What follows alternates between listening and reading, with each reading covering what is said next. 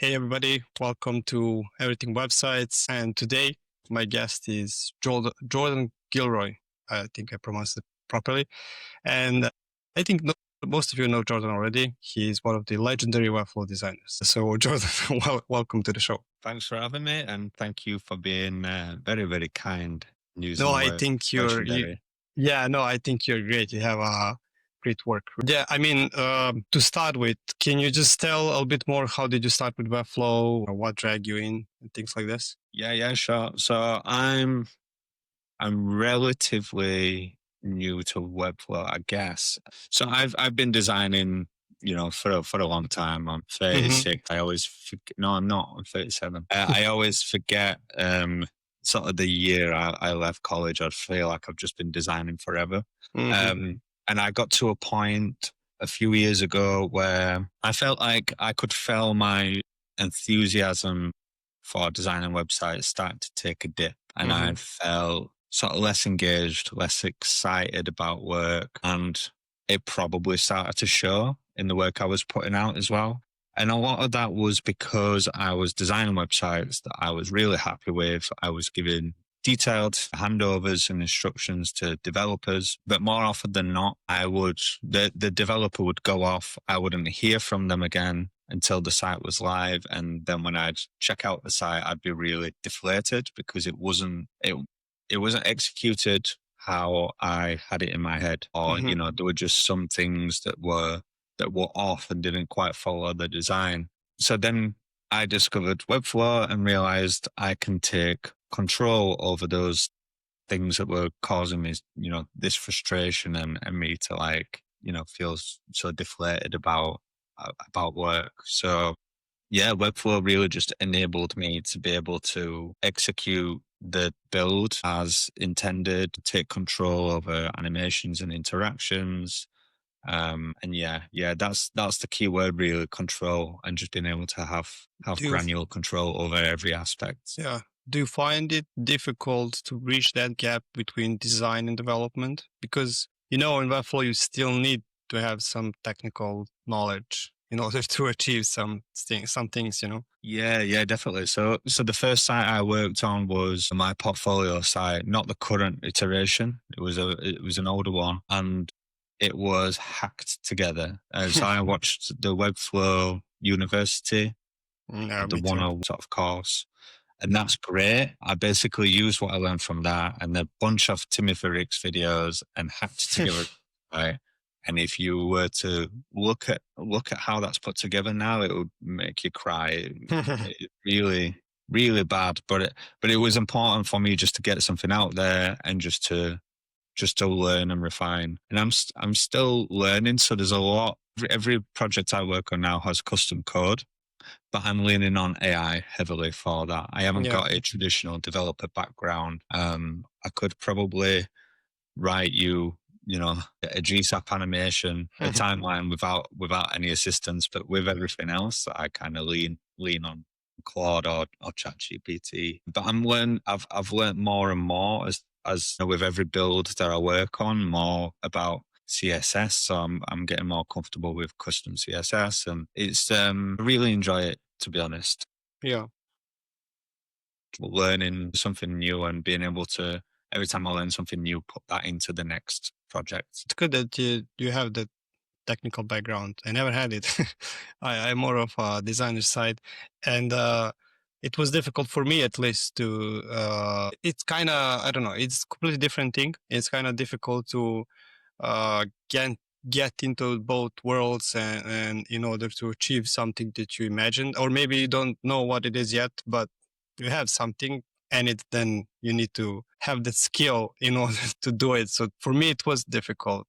I think it's getting easier, like you said, with AI, but still, you really need technical knowledge in order to achieve great stuff. Yeah, it's a good point because when I first started using Webflow, it maybe made my designs go backwards a little bit because I, Hmm. I all of a sudden started, but before Webflow, when I was designing sites, I was maybe a little bit inconsiderate towards the developers where I was just designing things and Hmm. thinking, well, they need to worry about how to execute that and Yes. bring that to life. Same, I don't same. need to worry about it.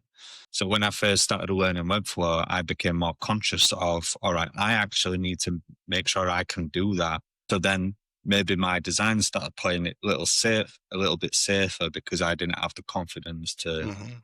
to build certain things unless I could find a resource online. But that's where AI has totally shifted things, where now I can be like, all right, I don't know how to build that right now, but I know I can figure it out. Yeah, but still, even with AI, I know from my experience, it makes a lot of mistakes. And if you Yeah. don't understand the topic, yeah, I mean, it's gonna backfire. Yes, yes, and that's where where I mentioned earlier, every project I work on, I learn something new. So I'm even though I haven't got a traditional developer background, I've learned enough over this last few years that I can see when a script that ChatGPT has been given me, I can tell when it's like too bloated or it's poorly written, and I can start and challenge it more rather than just running with what it gives me. Yeah.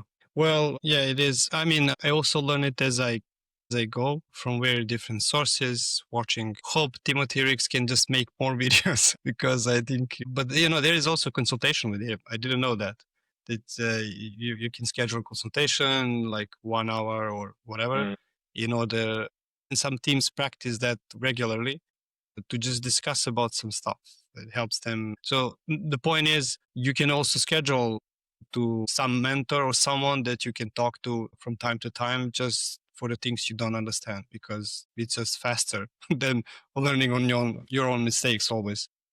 Yeah, yeah. Well, in the early days, I went on Tim Ricks a lot. So I signed up to his Patreon and Hmm. joined his Discord, and I was asking tons of questions all the time. I'm fortunate to have worked with Tim as well, so I feel like I've got a good relationship with him, and I can still reach out to him. If That's I nice. come get really stuck on something, and he's really generous with his time and expertise. One of the things that I'm dealing with, let's say, is that I'm trying to bridge that gap between websites that converts well and websites that look good. I mean, to have both at the same time. Do you think that's possible? Yeah, I think it's possible. It's tricky, right? Because I know ev- it's two completely different things, but no, I mean, it's always my objective to. With every website that I design and build, I want to make sure that I can submit it to award sites, mm, and that's because they bring in new inquiries. It's yeah, not just about recognition. like Yeah, inflating my head and ego, but I always have that objective. But I also need to make sure it works for the client, yeah. because I'm not going to get a client recommendation if I design them something that doesn't perform well for that. It can't just look nice. So yeah, I think it's possible. It's about balance Yeah, uh, and execution. Yeah, you've kind of got to show a little bit of restraint and just make sure you're not just being too wild for the sake of it. mm, Yeah, but it Yep, depends. You've got to get lucky as well, and get yeah. a client that wants you to do something that's really creative, because not every client does. I mean, in my experience, I find it somewhat difficult because it kind of limits you. If you want to be really creative, it limits you because, and you need to convert well. It limits you because there is certain amount of information you need to put, certain flow you need to have to keep them engaged. I mean, engagement is not really a problem because that's the main thing for creativity. But that conversion, the amount of text you need to put in, the amount of some certain sections you need to have, all this kind of stuff, which kind of dictates of what you need to do. So that was more of what I was thinking. Like, uh, Yeah, that's true. It definitely makes it more challenging. yeah, But you can find sort of examples of sites on awards that are very content rich, text mm, heavy, like in visuals. And I guess you've got to find a creative way of doing that. Like I said, a lot of it depends on the client as well. I work on yeah, some projects where initial first impressions are that, okay, this client is going to allow me to be quite expressive and creative, but hmm, then the deeper you get into the project, the more you realize from their feedback and the way that they're shaping the project that they actually want something that's really safe. Mm-hmm. So I do a lot of work that I probably do more work on the conversion side of things than I do on the sort of like creatively artistic side of things. Oh. I just show more of that work than I do that work. Do you think that because user behavior did change in the last couple of years, uh, people, I mean, people generally have shortened attention spans. They more scan than they read. Do you Mhm. think that uh, affected of how we create websites? Yeah, I mean, it's still that challenge is still evolving because now, like, I'm using ChatGPT Atlas browser, for example, and I can Mm-hmm. just click on Ask ChatGPT and Yeah, ask it to summarize a website. I don't even need to scan it by yeah, scrolling down. I can ask AI to do it for me. If I'm gonna do that, if that's how I'm gonna use the internet, then the design becomes absolutely pointless, doesn't yeah, it? yeah, Apart from creating maybe a first impression, a sense of like trust, or if it's a site for a luxury brand, you still need good design in order to get that across. People want to feel that rather than just sort of reading the summary of the site. yeah. So yeah, I guess it depends. It depends. If you're on a website, it's all about, say, cybersecurity. I don't know why I picked that one, but you need to get a certain feeling from that site. Even if you're scanning it, the design needs to like evoke trust more than anything. It needs to feel like it's a reputable company. So design still plays a part, even if you're just scanning it. And a luxury product is another good example. A luxury product's going to cost a lot of money most of the time. So you need to, even if you're just scanning the page from top to bottom, it needs to make you feel like it is a luxury brand, and that Mm. from the design more than it does the wording or anything else if you're just scanning it. Do you think there are certain signals that can get people attention or make them decide if they gonna keep continuous, they're gonna just bounce? Yeah, it's a tricky one because Mm, everyone's different, right? So when I go on a website, because I'm a designer, I am engaged by how it looks. And if it mm. doesn't look very nice, then I'm out of there straight away. Yeah. Even if it's, like it could be for an awesome product or an awesome brand, but if it doesn't look nice, because that's what I'm all about. Yeah. That's what I'm looking for. It's really shallow, but I kind of apply that to everything. It's got to be designed well and look nice. Otherwise, I'm not interested. Like audiences, even though they'll share, a brand will have a target audience and a set demographic. It's still very nuanced. It's still very personal to the actual person that's on the site at that moment, why they're there and what they're looking for. So I think a good way to keep attention is to speak plainly as well. Mhm, So, somewhere at the top end of the site, it needs to say who you are and what you do mhm. without using a ton of fancy words, without being, vague or too mysterious, unless that's right for the brand and the product or the website experience. But Yeah. just speak plainly. Again, it's nuanced because you could argue that most people going to a site are going there having some context already and knowing what it's about, but you could just get given a link by someone, in which case, when you click on that, you need to know pretty really quickly what this site's all about. I think that's how you get attention. And then after that, it's just making sure that, depending on what you've said the site is about, you just need to Mhm. make sure that you're keeping people engaged by giving them more of what they want. You said well that like you need to let them know who you are, what you do in the beginning, because we have just a few seconds to do that.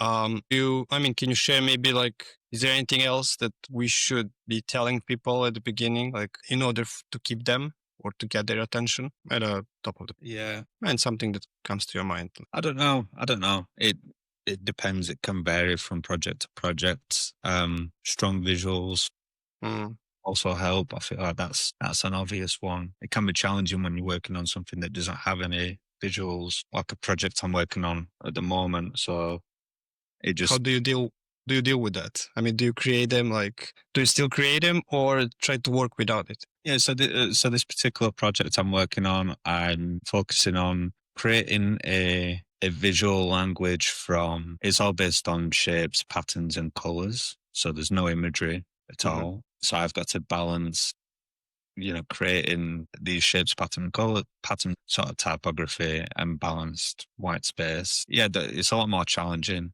than having like a Mm. nice suite of images to work from. I've totally sort of lost my train of thought and forgot what the original question was. Before, I mean, I just follow up on this one. Sorry for that.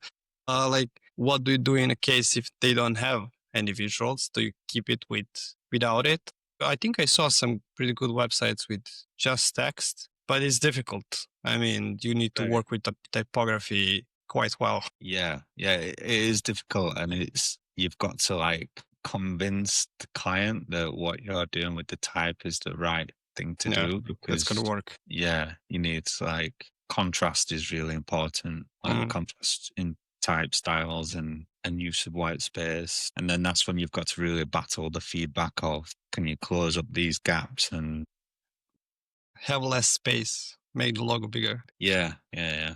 It's probably like the thing I have to try and argue the most is using space effectively and Yeah, making sure that content is easy to that the whole point of space is making sure that content is easy to digest yeah. and it's easy to the hierarchy is clear, the information is yeah, I've already said easy to digest. You can take it in rather than being overwhelmed with too much at once. Yeah, just to consume one thing at a time. Yeah, To yeah, yeah. otherwise, you begin gonna be flooded with information. You don't know where to look at. Like you're just too busy. Yeah. But I know I understand from client perspective, they just want to put everything above the fold or just put it right there so that they can have all the important information at the top of the page. Yeah, the point is to tell a story, to guide them through the page, and eventually close them mid or end of the page. Hmm. I mean, it's a pattern, but still, like you said, depends on the audience and personas, all this stuff. And by the way, do you work plainly with visuals? I mean, can you tell just a bit about your process? Do you also do some of UX design, like do you create personas, user journey map, things like this, or how do you? Yeah, I mean, sometimes it depends on the project. So what I typically like to do, like part of my process is I send over a questionnaire. It's like a discovery questionnaire Mhm. and I feed that. I read over it myself. I don't just give it to AI, but I read over it and then ask ChatGPT to also read over it and To refine it? help me pick out sort of 5 UX pillars. Hmm. So 5 things that we can keep harping back to that define the brand and they're going to help sort of like inform design decisions I make for the brand language as well. Yeah. I forgot the question again. I need to I think. What's your process? That was the question. Yeah, yeah. So and once I've got got those UX pillars, I can then sort of put a mood board together. I can just make sure that everything is, the pillars are there as like a north star, and just to make sure I stay on track Hmm. and stay true to the brief. So yeah, I usually put a mood board together and then start working on concepts from that. Yeah. Do you have a certain industry that you're working with, or doesn't matter to you? No, it doesn't matter to me. I work with all sorts of clients from all sorts of industries. It just if I'm on like an initial call with a client Hmm. or chatting on email, as long as I get the impression that I feel like I can apply myself well to the project, like I'm going to get opportunity to do something creative, then I'm up for it. I'm not very keen on working on SaaS product just Can because be boring. I've done. It's just because feel like I've done a lot of it this year, so I'm kind of like, of that for now. Yeah, I mean, the reason why I ask is because sometimes it's difficult to position and find clients if you're not focused on one thing. I mean, do you find it more difficult? I get that, and I did I signed up to a course maybe a couple of years ago, and the guy on that course was telling me to really niche down into an industry, and then maybe niche down even more specifically within that industry.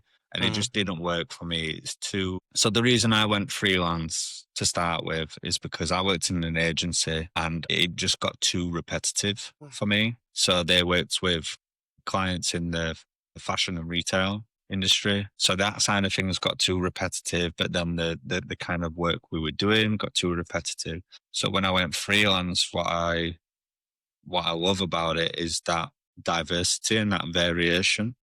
Yeah, it's a funny one because it not niching down into an industry hasn't affected me. It hasn't in a way that, I find it hard to get work or anything like that. yeah, I'm very lucky that I get work through referrals mostly, but because I've worked for clients from different industries, those referrals are going around different industries, if that makes yeah. sense.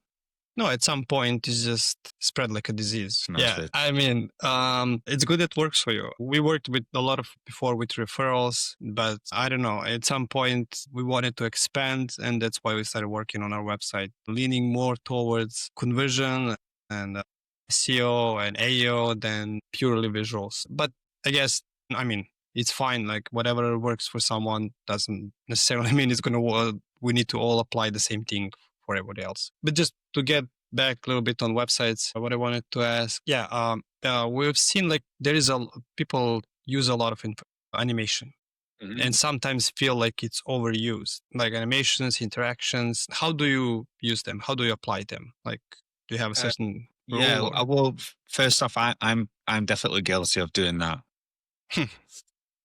and I'm learning from it. I'm definitely learning that I've got to show more restraint and be more selective about what I animate and what is, interactive. I feel like when I first learned Webflow and GSAP and realized I can create animations and interactions, I'm like, all right, this is so fun. I'm just Yeah.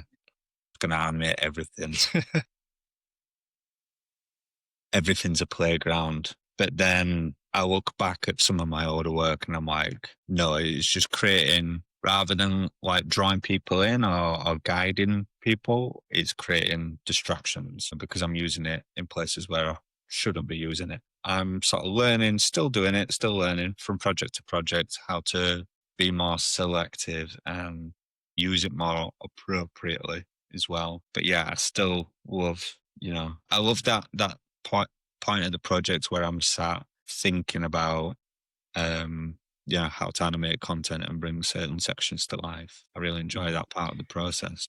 Do you think about animations before, I mean, as you design, or you just do them later? A little bit of both. So when I'm doing the initial mood board, the mood board's not just for visuals. Sometimes it's for motion as well. Mhm. So it will include visuals, and then I might include some like video screen grabs where I'm like, this kind of motion language Mhm. feels right for the brand. I try and do that. I try and include some pieces in the mood board just to get a sense check on what the client is thinking about that, just so that I don't go into development and get the motion language completely wrong.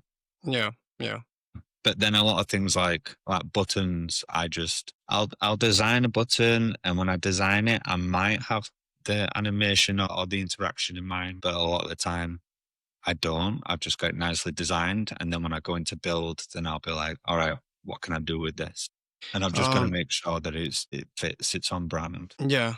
I mean, yeah, I wanted to say something, but I got distracted. Sorry about that. It's all right. Okay. Now, what I wanted to ask, I totally lost it now. Yeah, you said you worked in a previous agency like with fashion and industry mostly. Hmm. I didn't work any with fashion before. Do you find it like it's completely different? I mean, how different is when you work with SaaS, for example? Do you have a Fashion, completely do you have a completely different structure, like approach?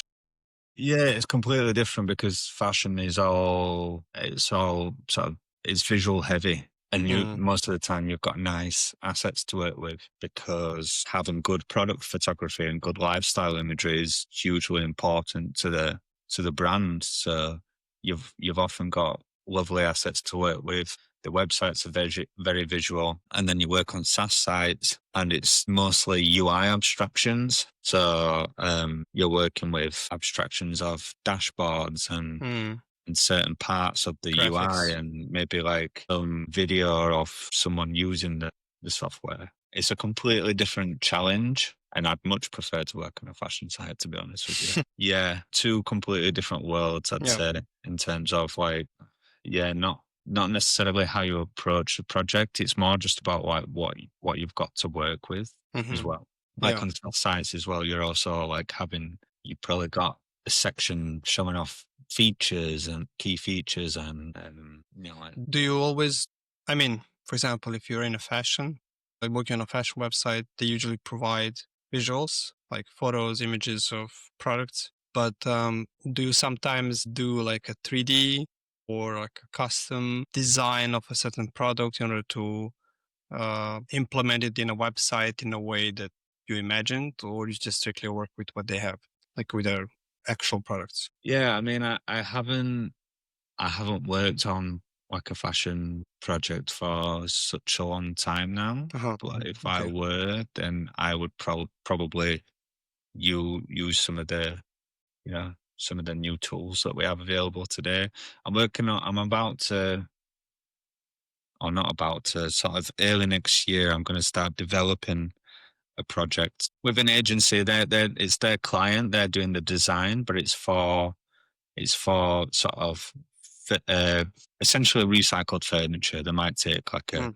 a ping pong table and turn it into an armchair or a bookshelf or something like that. Hmm. I had a call yesterday and we were talking about the project. Yeah, it just sparked some ideas or like some crazy things that you could do with it. Like, we could use images of products, and like Google Gemini is that good that we could be like, I think I'll go back a little bit.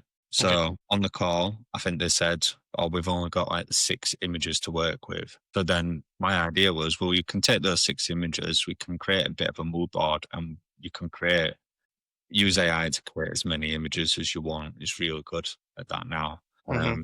What you can also do is maybe, you know, you could have an image of one of these chairs in a nice sort of setting, and then you could get AI to create like a technical drawing version of it, and you can do some sort of before and after. And yeah, you can leverage these tools now to create assets that otherwise might have been very tricky to get hold of or convince the client to go out and create themselves.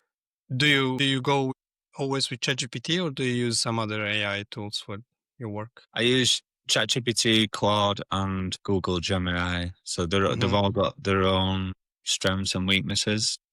Yeah. I like Claude for Hmm. coding. I like ChatGPT for like when I'm coming up with the UX pillars, when it's more strategical Yeah. thinking. I like it for that, and then Gemini for visuals. So Did you use well, Mid Journey before for visuals? Maybe you tried. I've got a Mid-Journey subscription, and I've tried that. I'm not great at prompting. Yeah. I might have Takes some something in time. my head, and I might, have some references, and then for some reason I can't quite get it to work. It uses the references in the wrong way, or it's probably because I see people create amazing things with it. Mm. It's my prompting that's the issue, Yeah. Yeah. and getting Sometimes our people reference. explain to ChatGPT what they want and ask them to create a prompt, and then Right. ChatGPT create a prompt and just put them in the Mid Journey. All right, I might try that. Yeah. And now you mentioned before that, like a bit earlier, of how, I mean, we spoke about how people use website, how they can just ask ChatGPT to scan the website for them. Um, and we know that there is now this shift from some people using AI, some people just scrolling to the website. What do you think? I mean, do you think this is going to change the way we design websites in the future? Do you think it's just maybe some temporary thing that it's still a hot topic that people are working with and it's going to eventually evaporate and people going to get back to what they used to do? I personally don't see it changing much. It's like I mentioned earlier. You can get AI to summarize a page, but if you're on a website for, yeah, you're in the market for a fancy watch, for example, and you go on the Mm-hmm. website, you might use AI to summarize the page. You probably won't in that specific scenario because you're more interested in looking at products and getting a feel for the brand as well. Yeah, Especially if you're about to drop, a decent amount of money on a nice new watch, for example. that's So, a good, so I yeah. think I don't think the approach to design will change too much. I think it's more just like being aware of how people are using the internet. So just putting a focus on AEO Mm-hmm. as well as SEO.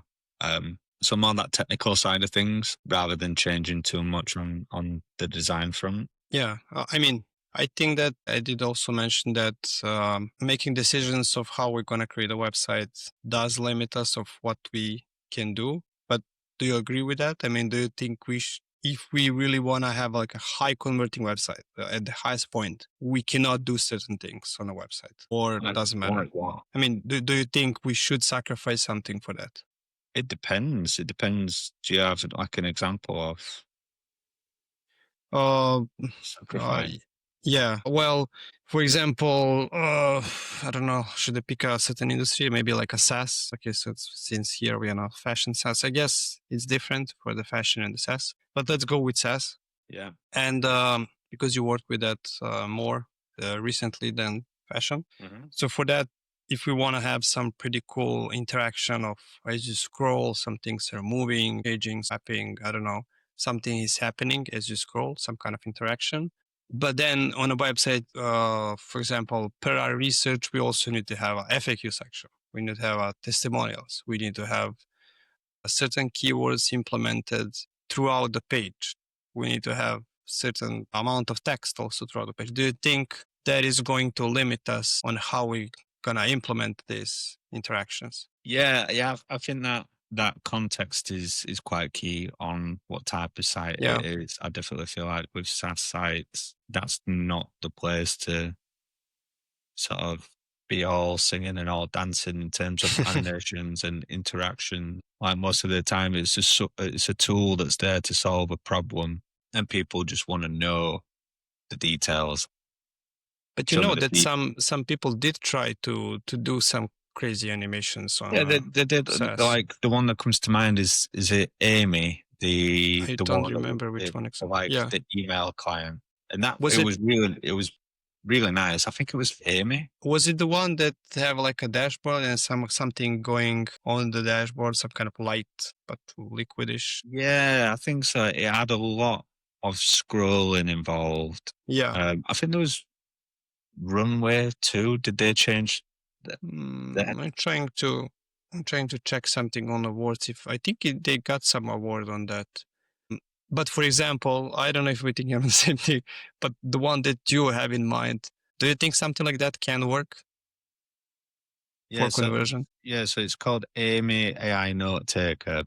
But when I was first aware of it, it was more of a just like an email client rather than a note taker. But their first site was it was Mm-hmm. beautiful and it had all these interactions and animations. But now they've Mm-hmm. changed it to the site almost feels like a Notion board. It's really Yeah, yeah, there really is basic, really nothing now. simple, and they'll have done that because it probably wasn't converting. It was Yeah. appealing. It was appealing to people like me, but probably not to people that were in the market for Yeah, I mean any. Yeah, that's why I was asking, like, is it really possible that, I mean, at some extent we can include this kind of animations? Or because some people, this is not the first example. I think I saw a couple of websites also that they got award like site of the month, maybe even. Mm. And then after a few months, they change it to something very, very simple. Not Yeah. doesn't have to do anything with the site they first created. Yeah, yeah, yeah. That tends to happen. And the SaaS sites that I work on is I mentioned earlier that I show more projects from other industries than I do SaaS sites because the SaaS sites, even though I've done a lot of them, Hmm. and the pay is good and everything, I don't show them on social media because they are restrictive.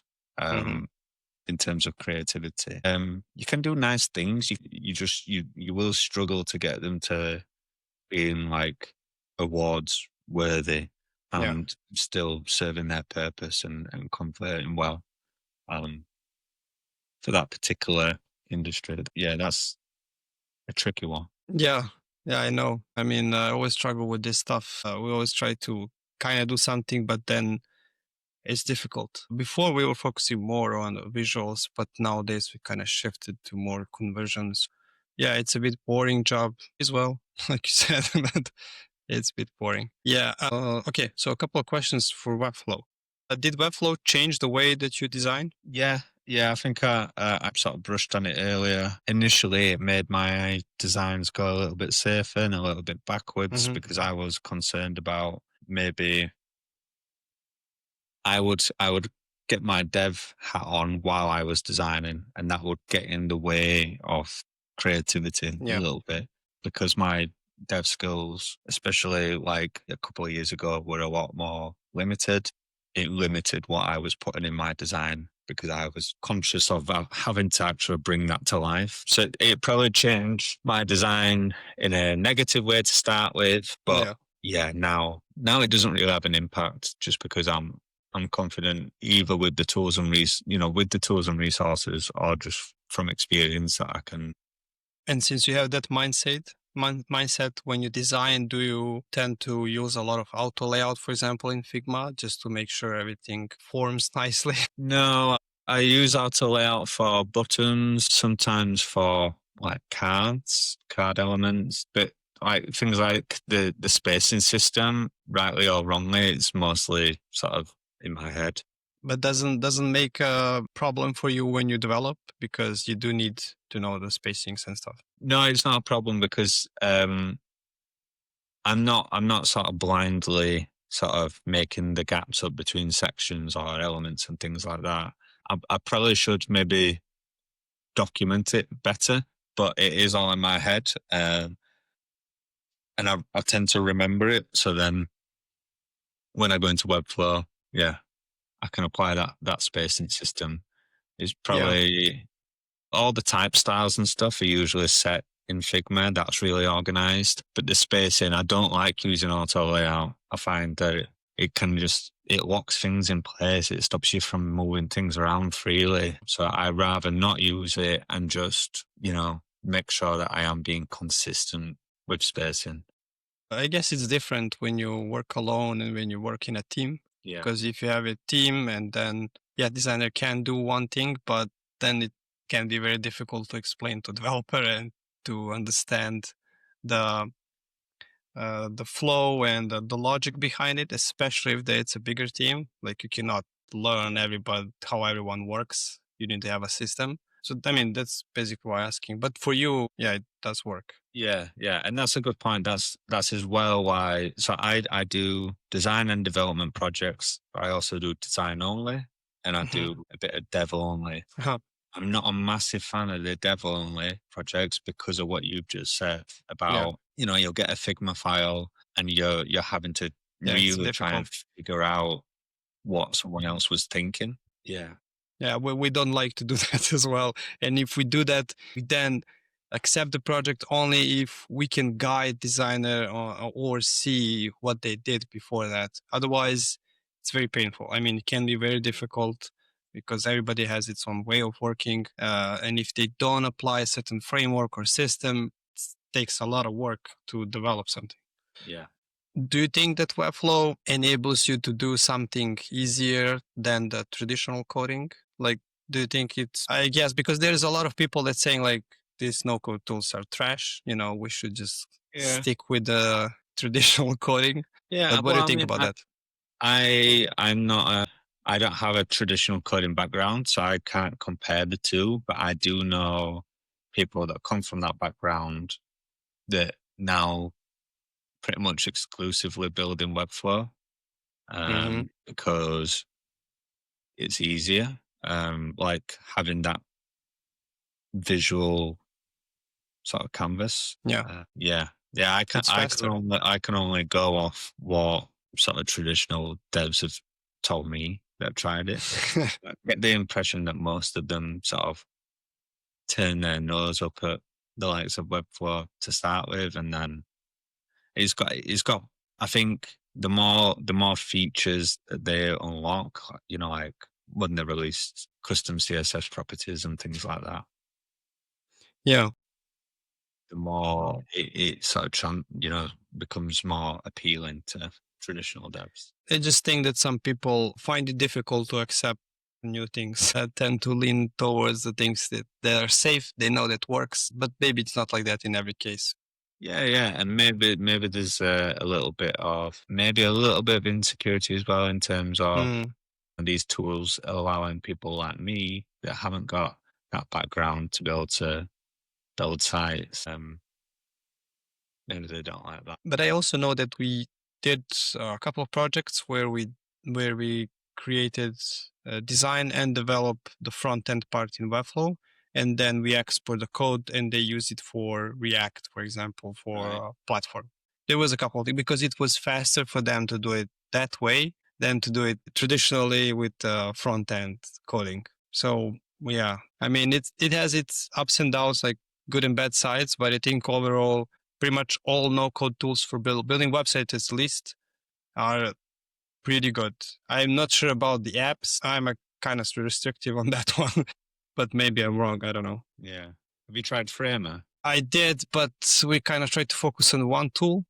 Yeah. Framer is a bit different. I don't know how, I don't think it's too limited, maybe just with the amount of integrations and applications it has. But do you have experience? Did you work with Framer before? No, I think I might have opened it, but it was a similar thing to you where Yeah. I decided, well, I can build sites in Webflow, I can build sites in Framer. Why would I learn Framer if I've gone through this journey of Yeah. learning Webflow? So unless I have a big fallout with Webflow over something like Yeah. I can't use it anymore, then Yeah. I'll maybe try Framer. But the last time I checked, Framer didn't have like rem values, just I don't. pixels. Yeah, I didn't go too deep into it. From my understanding, the learning curve is it's not as steep in Framer as it is in Webflow, because Yeah, that's what I especially if you're a hear. designer, because it looks similar to Figma. It's easier to understand. And now, obviously, Figma also have a way to create websites. Don't know how that's gonna turn out. Yeah, I don't think that's started so brightly, but we'll see how it develops. Yeah, let's see. I mean, it's a good idea, but really have creating websites, people understand, is like can be very difficult depending on the complexity of the website, but it can be very difficult. And then you also need to have servers for domain. For like okay, a domain can be somewhere else. I don't know where Figma is hosted. Do you know? Do they have like their own hosting? I've got no idea.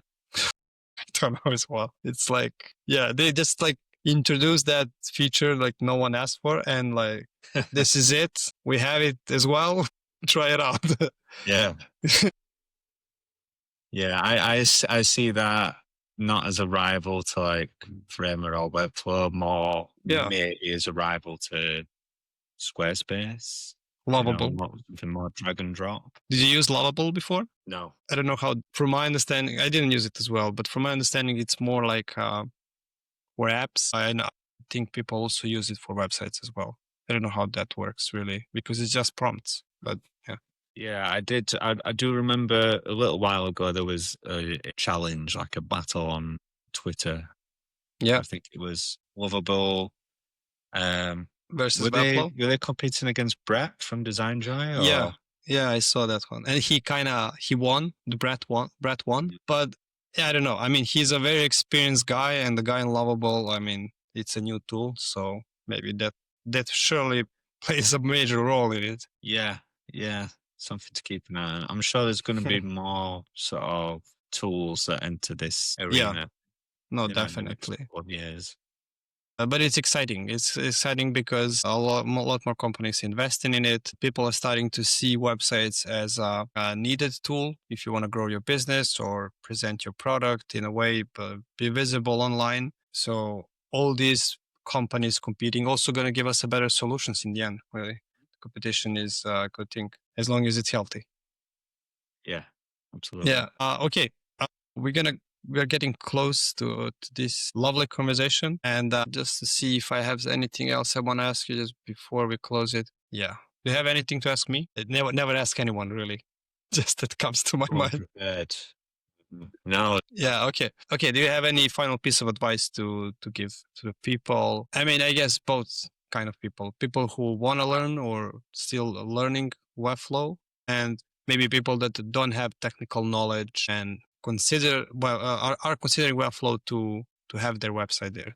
yeah, I think a lot of that was describing me when you know, I feel like I'm still learning, not necessarily still learning Webflow. I've got the hang of that, but definitely websites and building. I'm still learning from that, and maybe that's the advice. Just to you never kind of, I don't think you ever reach a point where you know everything, and if you do feel like that, then Yeah, that should be like a it's a problem. red flag, and Yeah. you should probably address that because yeah, no one knows everything, and you can keep learning, you can keep evolving and pushing yourself further. Yeah, I don't think I'm in a strong position to be Okay.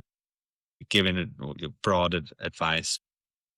Whatever comes to your mind, really, it's not that critical. But Well, I guess yeah, actually one yeah. bit of Okay. advice is um be careful what you consume on social media, especially Twitter, Yeah. and especially if your timeline resembles anything like mine, where everyone is a design guru or web developer guru. Everyone Mm, is giving opinions, but the opinions are dressed as facts almost. Like if someone has something that works for them, they'll post about it in a slightly aggressive way, making you feel yeah. like if you're not doing it the same way, then you're an idiot or you're doing it wrong.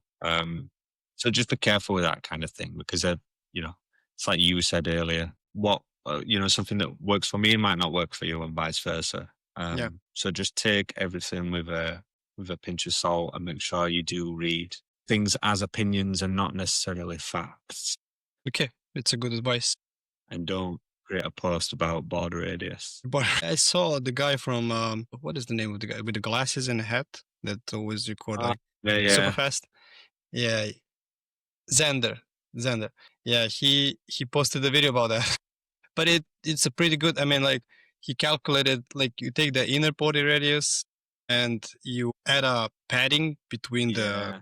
inner and the outer, and that. But I didn't try it. I saw the formula, I saw the maths, but I saw someone else post that like a week before he Didn't did that work. video. Oh, the same one. Okay, Yeah, it was the same formula, but obviously Xander, is it Xander? He's obviously Xander. Yeah, a very large audience. So yeah, yeah, why he posted it as well. But yeah, yeah. But don't post about border radius, guys. yeah, we're all sick of it now. Okay, for the end, where people can find you online, where you're most active, where you can see your work. I hang out on Twitter quite a lot, more than I probably should. I'm on Instagram, but that was recently rebooted. So I was off it for a couple of years and I've kind of started from scratch. I'm not really on there unless I've got a new project to post. So yeah, I'm not that active and sort of visible online, Sometimes I but saw you on I'm happy LinkedIn to as well. chat with everybody. So I get quite a few sort of DMs on LinkedIn and things like that asking for for chats, or it might be very specific advice on something that they've seen that I've done. I'm always happy to like share what I've learned. Here. Okay. Thank you for this conversation. I really enjoyed it. I don't know about you. I did too. Okay. Hopefully we can catch up some other time as well. Yeah. Thank you guys for listening. That's it. That's it. Well, next episode will be in 1 month. I don't know when this one is going to air. Maybe this year, maybe next year. We'll see. Cheers.